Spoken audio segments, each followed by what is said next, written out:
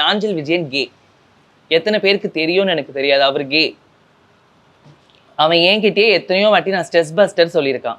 இதெல்லாம் என்கிட்ட ஷேர் பண்ணியிருக்கான். அப்படி இருக்கும்போது என்ன சொல்றதுன்னு தெரியல. ஒருத்தவங்க இது மாதிரி இருக்கோன்னா என்ன இதை கூட நான் ஏன் சொல்றேன்னா ஃப்ரெண்டுன்னு சொல்ல மாட்டேன். பட் அவன் என்ன ஃபேமஸ் ஆகணும்னு என்ன அழிச்சிட்டு இருக்கான். என்னை பற்றி தப்பா போடுறான். நீங்க யோசிங்க, எத்தனை பேர் ரீசெண்டா அவனுக்கு ஏதோ ஒரு பிரச்சனைன்றதுனால தாங்க வந்தான்.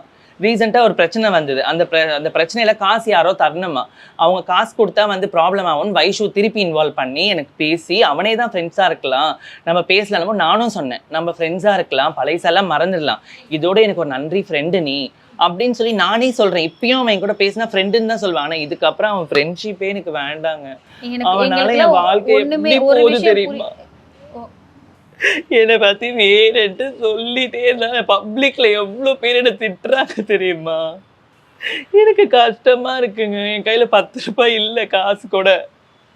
நான் கார் வாங்கிட்டு லோன்ல கட்டணும், 12ஆம் தேதி லோன் கட்டணும், இன்னும் பேமெண்ட் வரல, என்னென்ன அழுதுட்டு இருக்கான். அவன் வேணுன்ட்டு என்னை அசிங்கப்படுத்துறான். அவனுக்கு என்னங்க பண்ணது? இதே மாதிரி நடந்துட்டு தானே தற்கொலை சத்தியமா. எனக்கு கஷ்டமா இருக்கு, வயிறு எரியுது. உங்களுக்கு புரியுதா? நீங்க ஒரு பொண்ணு தானே, உங்களுக்கு உணர்வு புரியுதா? நீங்க சொல்லுங்க, லவ் பண்ணும்போது வீடியோ எடுத்து வச்சுப்பீங்களா படுக்கிறத? எல்லாரும் கேட்குறாங்க, பைத்தியமாடி நீ வீடியோ எடுத்து வச்சுக்குவேன். நான் எதுக்குங்க வீடியோ எடுத்து வைக்கணும்? அவனை லவ் பண்ணன்னு தானே பேசினேன்.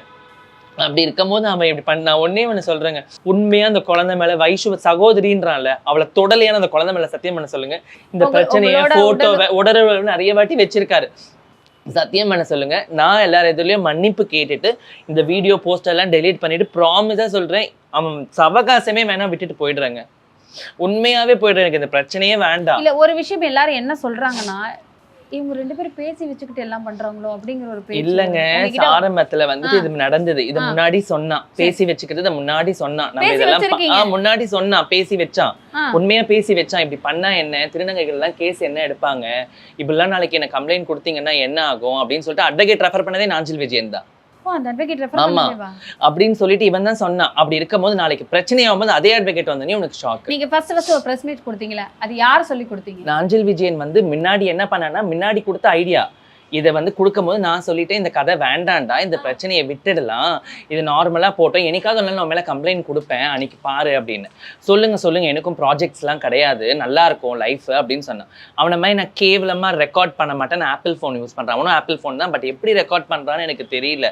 அவன் கூட தயவு செய்து பழகிறவங்க எல்லாருமே எனக்கு பண்ணது தான் உங்களுக்கும் பண்ணுவான். அவனை நம்பாதீங்க. அவன் கூட பழகிற ஃப்ரெண்ட்ஸ் கிட்ட கேளுங்க. சூர்யா தேவி இருக்கா இல்லைங்க, தெரியும்ல, அவன் தான் அவனுக்குலாம் கரெக்டான ஆளு. அதனால ஒரு வாட்டி ஜெயிலுக்கு போனான், ஞாபகம் இருக்கா? அவன் தம்பியை தூங்குறவனை போயிட்டு தப்பான கை பிடிச்சி அடிச்சு வெளியே அனுப்புனாங்க. ஆமா, இந்த மாதிரி நிறைய விஷயம் பண்ணியிருக்கான். அவனுக்கு எல்லாத்துக்குமே ஸ்ட்ரெஸ் பஸ்டரே என்கிட்ட சொல்லுவான், வைஷு நீ எனக்கு ஃப்ரெண்டு, நான் அவன் கூட இருந்திருக்கேன். இதை விட ஓப்பனா இன்னொன்னு சொல்லணுங்க, அவன் என் கூட கொஞ்ச நாள் பழகினான், பேசினான், பண்ணோம், எல்லாம் ஓகே. அவன் என்ன ஃப்ரெண்ட்ஸ் கூட பார்ட்டிக்கெல்லாம் கூப்பிட்டு போகிறது, என்னை வச்சு பசங்களை காமிச்சா பசங்க வருவாங்கன்னு பசங்க கூட மேட்ரு பண்ணுவாங்க. இது அவங்க குடும்பத்துக்கு தெரியுமான்னு தெரியாது. இவ்வளோ தூரம் நடந்ததுக்கு அப்புறம் என்னால் மறைக்க முடியாது. என் வாழ்க்கை போயிட்டு இருக்குங்க. அங்கே என்ன எத்தனை பேர் தப்பாக நினைப்பாங்க தெரியுமா? நான் பேசினட்டு எனக்கு ஸ்ட்ரெஸ்ல குடிக்கிறேன், ட்ரிங்க் பண்றேன், ஸ்லீப்பிங் பீட்ஸ் எடுத்துக்கிறேன், நான் குடிச்சிட்டு இருக்கிற மாதிரி தான் பேசுவேன் சம்டைம்ஸ். அந்த கேள்வி நான் உங்ககிட்ட கேட்கிறேன், தாராளமா கேளுங்க. வாய்ஸ் நாங்க 2 வீடியோமே நிறைய பேரை பத்தி பேசியிருந்தீங்க, அந்த வீடியோ நாங்க கேட்டோம். நீங்க குடிச்சிருந்தீங்களா, போதையில இருந்தீங்களா? ஸ்லீப்பிங் பீட்ஸ் போட்டிருந்தாங்க. ஸ்லீப்பிங் பீட்ஸ்ல நீங்க யார் கூட பேசினாலும் குடிப்பேன். நான் குடிப்பேன், போயெல்லாம் சொல்ல மாட்டேன், நான் குடிப்பேன். எனக்கு மைண்ட் ஸ்ட்ரெஸ் ஆனா நான் குடிப்பேன். அதுக்காக நான் குடிச்சிட்டு இருக்கும் போது என்ன பண்றீங்கன்னு கேட்பான் இல்லையா? நீங்க பாருங்க, எடுத்த உடனே ஹலோலாம் வராது, அடுத்த உடனே டாபிக் போயிடுவார் அவர். ஏன்னா முன்னாடி என்கிட்ட இந்த விஷயத்த பேசிட்டு இவன் வேணுன்ட்டு, இவன் ஒரு மிமிக்ரி ஆர்டிஸ்ட் தானேங்க, யார்கிட்ட வேணா கொடுத்து என்ன வேணா மாத்தி இருக்கலாம்ல, என் வாழ்க்கையை கெடுத்துட்டு இருக்கான். ஆனா நான் சத்தியமா சும்மா விட மாட்டேங்க. நாளைக்கு எங்க வீட்டுல என்ன அனுப்பிட்டாங்கன்னா அவன் வீட்டு வாசல்ல போய் நிப்பேன்.